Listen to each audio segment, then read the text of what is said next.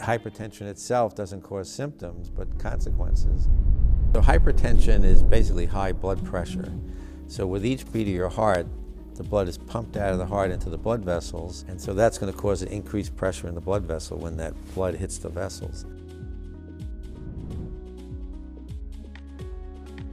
There are no symptoms.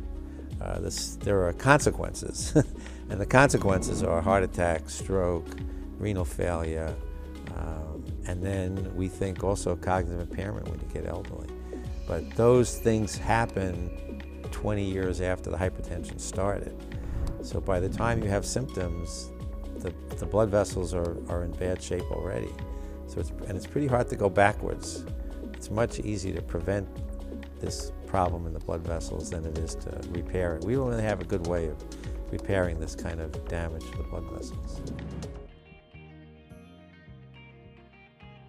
You know, every so often I have a diabetes patient come into my practice with high blood pressure.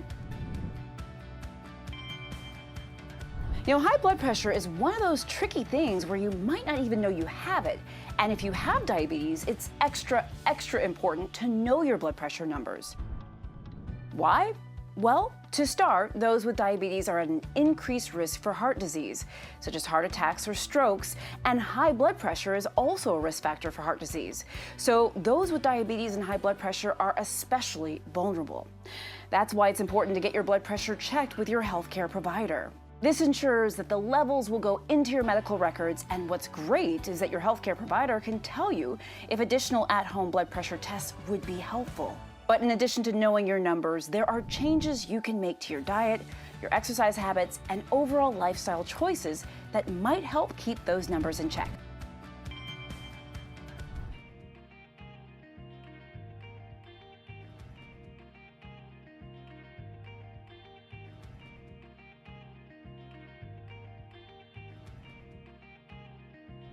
Talk to your healthcare provider about safe changes you can make and possibly medications you can take to lower your blood pressure.